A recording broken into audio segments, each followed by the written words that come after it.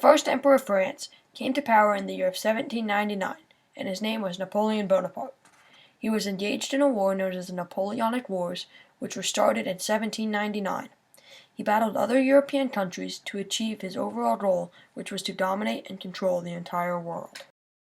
France had been fighting this war for 4 years and needed money to keep supplying their troops. So Napoleon carefully looked at all of his options to fund the war, and he decided to sell the property that France owned in America. This deal is known as the Louisiana Purchase. Thomas Jefferson, who was the third president of the United States of America, was president over the 13 original states, with its western boundary being the Mississippi River. He recognized that whoever controlled the city of New Orleans controlled access to the Great River. The young nation depended on this river for trade and commerce, and Jefferson understood the strategic importance of New Orleans. He sent James Madison to France to aid Robert Livingston, who was like Jefferson, a founding father of the United States of America. Madison left for France to aid Livingston in the purchase talks of the Louisiana Territory. By the end of April, the USA envoys agreed to pay $15 million, which is nearly 4 cents an acre, for 828,000 square miles of land. This territory stretched from the Mississippi River in the east to the Rocky Mountains in the west, all the way to the Gulf of Mexico in the south, and to the Canadian border in the north. The reason that Jefferson purchased the land was because he felt whatever country owned the New Orleans port would also control the profitable trade that North America had to offer. Jefferson also worried about a foreign country owning the port because he thought that they would declare war on North America, and he was trying to grow the country, not get it into more debt by entering another war. Once in possession of this territory, Jefferson wanted to explore in order to discover the natural resources, find a direct water route to the Pacific Ocean, and establish trade with the native Indians. Jefferson chose Meriwether Lewis, his personal secretary, for this daunting task, because Lewis had previously served in the army and was seen as a perfect fit for this job. Jefferson said in his letter to Lewis, "The object of your mission is to explore the Missouri River and such principal stream of it, as by its course and communication with the water of the Pacific Ocean may offer the most direct and practicable water communication across this continent."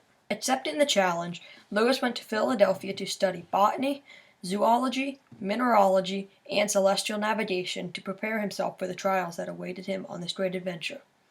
It was continually on Lewis's mind to figure out what materials and how many people he needed to bring to complete this journey. Lewis had no reference at all because the young American government had never commissioned such an exploration. He chose his close friend, William Clark, to be co-leader of this expedition. He then gathered all of his men and his equipment.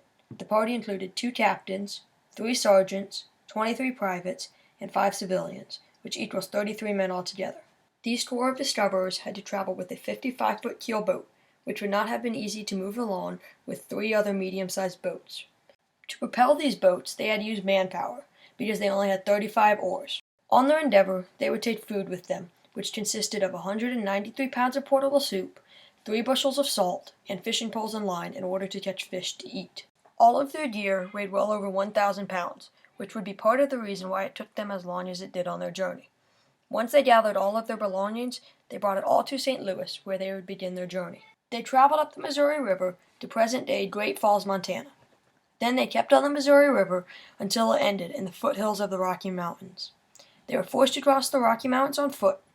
After they crossed the mountains, they found the river known as the Clearwater River. And finally, that brought them to the Columbia River, which led them to Fort Clatsop on the Pacific Ocean. It can be easily observed that they did not discover a water passage to the Pacific Ocean, which was their number 1 goal. But they did find the ocean, which in itself was a huge accomplishment. During their 3-year trip, they achieved other goals. They made many new discoveries, such as new plants, animals, and Indian tribes. One example of a new animal they encountered was what we now know as a grizzly bear. Many people, including Indians, warned the party of these ferocious beasts. But Lewis did not heed the warning, and when he encountered his first grizzly bear, his view of these animals changed forever. It is said that in Lewis's journal, he has one of the most detailed descriptions of a grizzly bear that has ever been documented. On May 5, 1805, they encountered another grizzly bear, which Clark and another man went out and killed by shooting it 10 times, including in the lungs 5 times, before it finally died. Another discovery was a tree that was known as the most important tree of the expedition, called cottonwood. With this strong and versatile tree, they could make carriages, chairs, and tables. Along with the challenges of the expedition alone came the struggle of leading a fighting force full of rugged, independent men who didn't always care about the rules.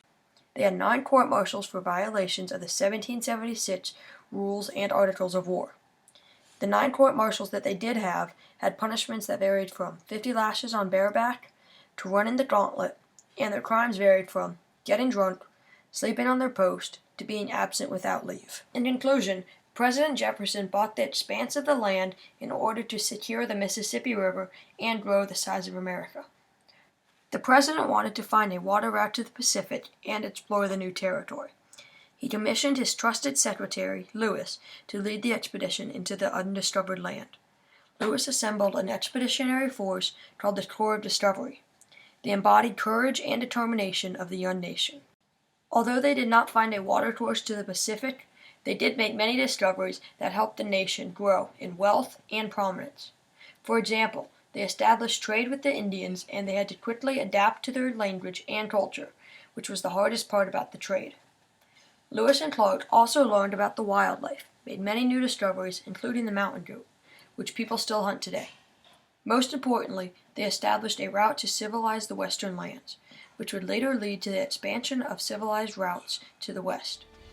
With the vision of President Jefferson and the selfless service of Lewis and Clark and the Corps of Discovery, America began its rise to the great nation that it is today.